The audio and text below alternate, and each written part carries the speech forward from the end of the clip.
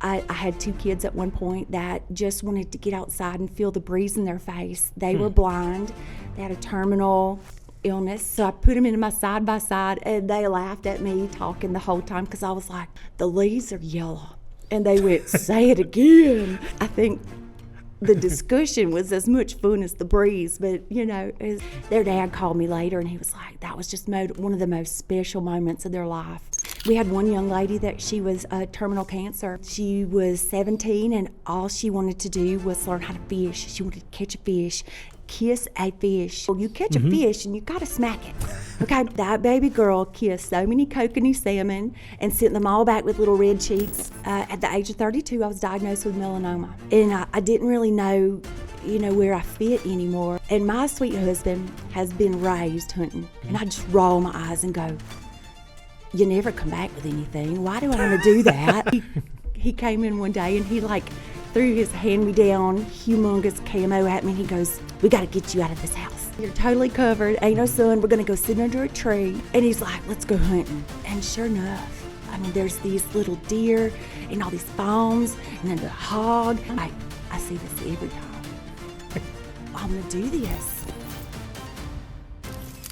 Today we're talking about the Utah Outdoor Adventure Foundation. Welcome to the Bakcou Podcast.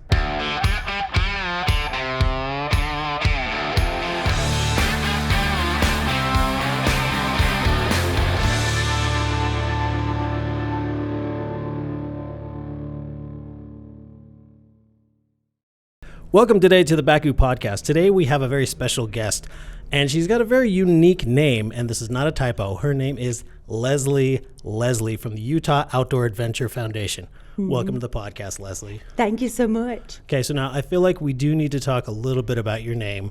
I've heard the story, but our listeners have not. Tell us a little bit about that.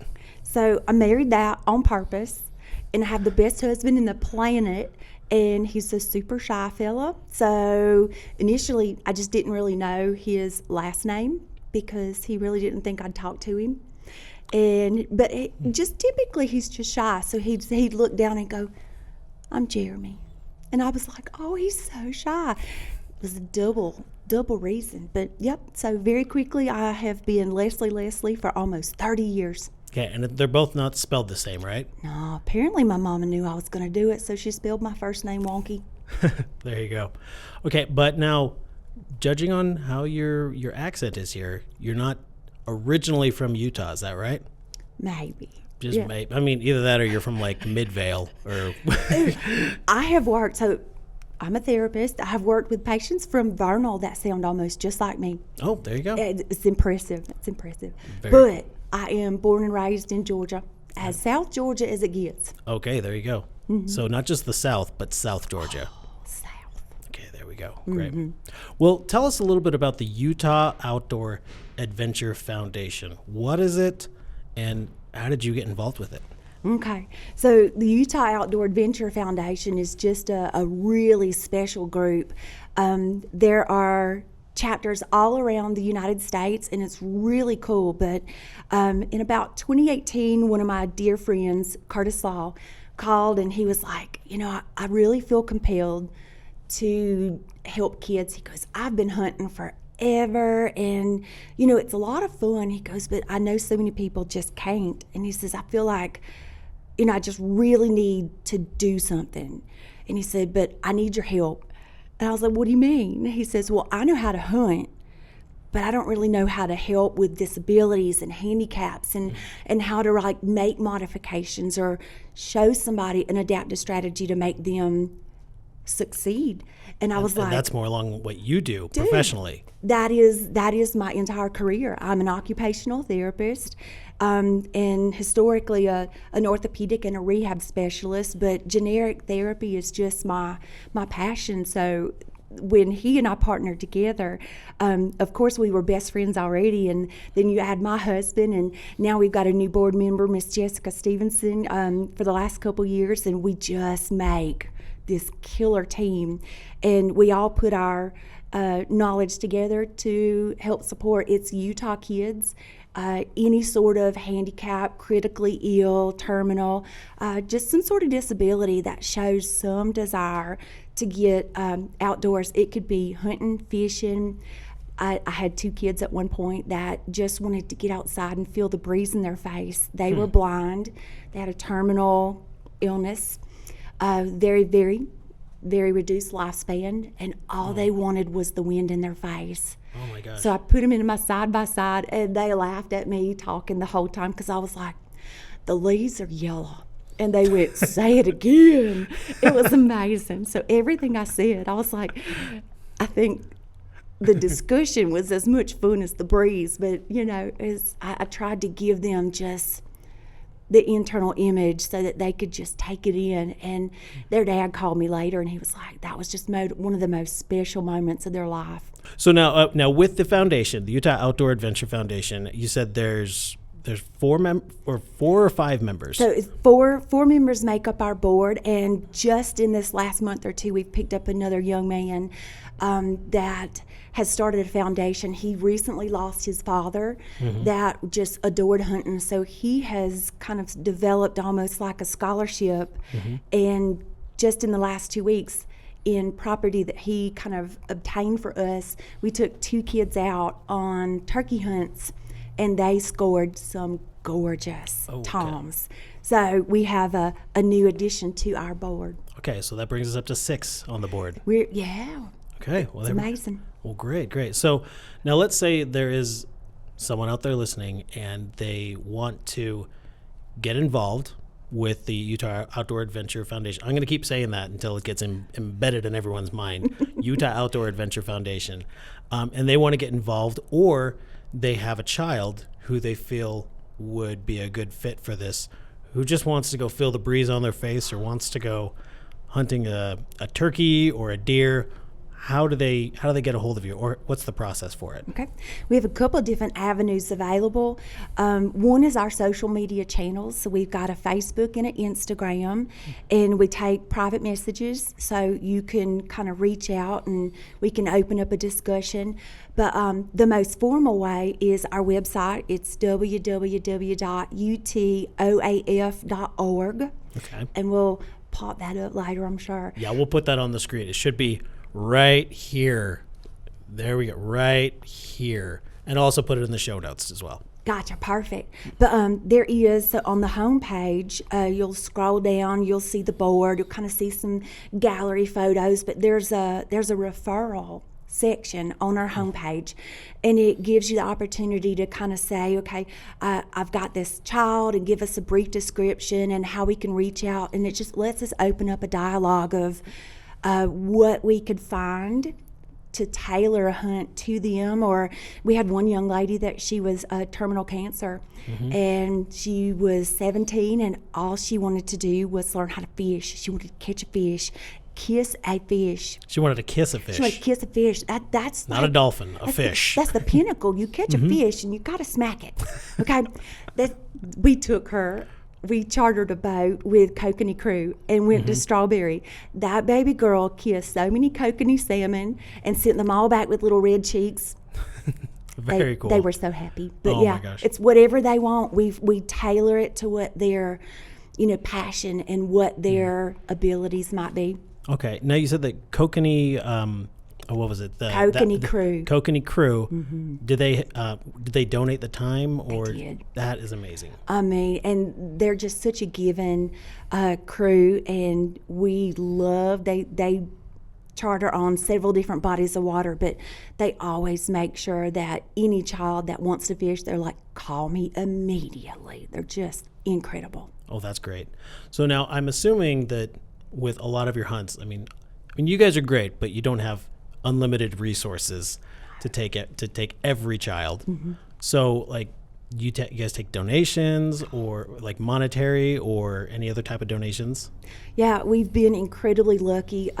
We attend banquets, and we will try our best to outbid whenever we can. But so a lot of times our tags are given through donations. Several come from these large banquets. They'll announce that we're there, and somebody will buy a turkey tag, and then they'll turn around and they'll go give it to the kids. And oh, that's great. We have literally just been sitting in the corner at some of these banquets, just tears rolling because we just can't control it anymore. Just the outpouring of love for these kids. So people will donate, like if they have private land access, they'll say, whatever tags you have, I've got deer, I've got some depredation tags, and they'll give us those for these kids. And occasionally somebody will call and go, hey, I want to mentor somebody. What you got? Here's my tag. Oh, okay. Wow. It's fantastic. That is amazing. It's just a treasure. So that does narrow it down to Utah kids only, because it is darn near impossible to transfer an out-of-state, so it has to be a Utah kid. But that's what we're here for, because most states have their own foundation. Therefore, we want to serve the kids of Utah. That's great. So if there is anybody watching this and you're, say, from like Tennessee or South Georgia, then definitely look up your own chapter or organization there to help out the kids there. But if you're here in Utah, or if you just want to donate here in Utah, by all means, click the link below and we can get you guys all set up for that. So Leslye, now, aside from being an occupational therapist, you were a hunter before then, right? Barely. Or was it after? Barely, okay. Barely. Okay, this is a funny story. Okay. So my husband and I got married. We were 23. And I had nothing to do with the outdoors. I played sports, but Georgia's hot. And my affinity, my superpower is to burn like a lobster. Okay. Any outdoor adventure. So therefore, I just didn't really do a whole lot of outdoors, and I was a gym rat and, all that. But at the age of 32, I was diagnosed with melanoma. Oh, okay. Which is the deadliest skin cancer there is. So, and once you get a diagnosis, there's no safe son. Yeah. So, we had just put in an in-ground pool in South Georgia, and I just got to look at it because I was pouting, and I didn't really know, where I fit anymore. I didn't know what I could do that was safe. Yeah. And my sweet husband has been raised hunting. And he'd been trying for the first 10 years of our marriage to get me to go. And I just roll my eyes and go, you never come back with anything. Why do I want to do that? And he's like, because I'm just watching. I was like, you must be awful at this. But it was so funny. He came in one day and he threw his hand-me-down humongous camo at me, and he goes, we got to get you out of this house. He says, you're going to put on this long sleeve and these gloves and this big old hat and these pants and my boots. You're totally covered. Ain't no sun. We're going to go sit under a tree. So your dermatologist will be so proud. He got me there. There you go. And he's like, let's go hunting. So I go sit with him, and sure enough, there's these little deer and all these fawns and then the hog. And I'm just sitting there and I'm like, you see this all the time? And he's like, I see this every time. Okay. And I was like, well, I want to do this. So he tells me, so these babies, you don't know if they're still, are they weaned off of mama, or which one's their mama, and can they survive without, her? And he goes, I'd rather wait for something, I'm sure. And I was like, I wanted to shoot something. But, so you learn when to shoot, when to wait, and when to just admire. And it was so special, and so I no longer called him a terrible hunter. He's just a really good observer. Okay, there you go. And since then you were hooked, right? Hooked. And that poor child, I think he might on occasion regret taking me, because I have, since I'm a hunter education instructor for the state of Utah, You've DWR. Yeah. I'm a firearms instructor. I do all of these pistol and firearm competitions. I had never touched a firearm in my life until then. You will not find me without either a gun, a fishing pole, or camo on. Okay. And all he probably wants to do is sleep in, and I'm waking him, take me fishing, take me hunting. He's like, can I just sleep? And I'm like, never again. There you go. Now, you're also ambassador for Kryptek, am I right? Yeah. Okay. Oh my gosh, what an amazing thing. It was the coolest story. So I learned a little bit about Kryptek, because, online, and I've always watched Skullbound with Jana Waller. And I was like, man, her camo is just bad to the bone. And so I started following them on Facebook, and in 2017, I think it is, they started releasing a a youth line. And I had just this bright idea. I was like, I want to do family pictures and camo. Okay. So we got all this camo. We're decked head to toe in Kryptek. And we just did the cutest little outdoor photo session. It just made me happy. And like a couple months later, I feel so bad for doing this. And I love you, Jana Waller, if you're going to listen to this. I hung up on Jana. My phone rings, and you hear this cute little Wisconsin accent and I can't replicate it because I'd just murder it. But she says, I could try it, but I've got something in my head right now. You know, it's hard to switch. Yeah. But I answer the phone, and she goes, hey, so this is Jana Waller from Skullbound and Kryptek. And I was like, bloop. Yeah, like whatever. And she calls back and left me a message this time, and it was for real. They had just had this, gorgeous board meeting, and they're at this point where they're developing a really big ladies' presence, and there is nothing better about getting a family outdoors. If you get that mama involved, daddy's going, them kids are going, mama's going to make everybody go, and you better be happy. Oh, yeah. Okay, so when you get women involved, that's usually the secret to getting the family more participation. Yeah. So at that point, Kryptek was in the process of developing what they call Ladies Legion. And so I was on the founding crew of the Kryptek Ladies Legion that rolled out in 2018. So I've been partnered with them ever since. And it's just amazing that now we are just Kryptek Legion. And I owe them everything. They, get me decked out in killer camo, and it's an addiction, and there's no going back. So I need to get my wife some Kryptek camo. We'll talk. That we'll do it after. Okay, we'll talk. She'd look so good in it. There we go. Cool. Well, Leslye, we're so glad you could be here on the Bakcou Podcast, and as a thank you, we wanted to give you, a little bit of swag for you. So you get your own Bakcou T-shirt. Very nice, right? And if that doesn't fit, if you need a different size, let me know. Oh, no. This is amazing. Yep. And also, for every kid you take out, they get a free one as well. So just let us know. We'll get the size for you. Thank you. And we'll send it out to them. Amazing. You guys are so generous, and I just love what you've got going on here. These bikes are outstanding. Yeah, and that's the thing is like, we didn't even talk about that. We didn't talk about what Bakcou's going to be doing with you. No. Let's talk about that just for a brief second before we go.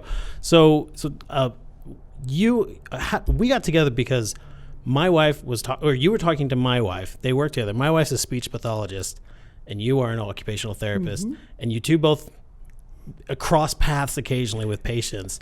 And you told her about this. I wasn't there. I'm telling the story, but you were the one there. Tell us how that went from there. Yeah. So last March, I had partnered up with the NWTF, and they were hosting a bingo fundraising event for the foundation, so the proceeds would go to our foundation. And so I put it on our Teams chat for our group, and she went, tell me about this. What is this? And so we were talking. I was like, it's a foundation. And she goes, you hunt? I said, yeah, we take kids on adventures. And I was kind of mentioning just the gamut of all sorts of different things. And she goes, you got to meet my husband. And I was like, bikes? And she says, Bakcou. And I was like, the best bikes in the industry. I said, we got to make this happen. And a year later, here we are. There we go. Yeah. And so we're creating this so that you can get whatever bikes you need. We'll lend them out to you for it, or a discount, whoever wants to purchase them, whatever. But we're providing the bikes for these hunts for these kids, whether it's for the guides, whether it's for you. And we just want to make it for the kids so it is as accessible as possible. If there's something we can do to help out, we're going to be there. Y'all are amazing. I can't thank you enough. Hey, we're grateful to do it. Grateful for the opportunity to give back. Perfect. Well, thank you so much for being on the podcast. And thank you, everybody, for tuning in. Please don't forget to like and subscribe. Also, check out the link there for the Utah Outdoor. Oh, my gosh, I forgot it again. Adventure Foundation. Utah Outdoor Adventure Foundation. It's the adventure part of it that I forget. Right. The Utah Outdoor Adventure Foundation. Go ahead and click on that. Donate.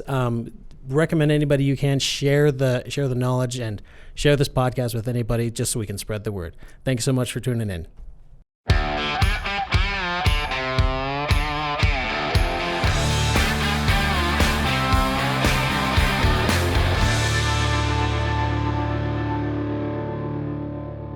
Hey, thanks for watching. Don't forget to like and subscribe.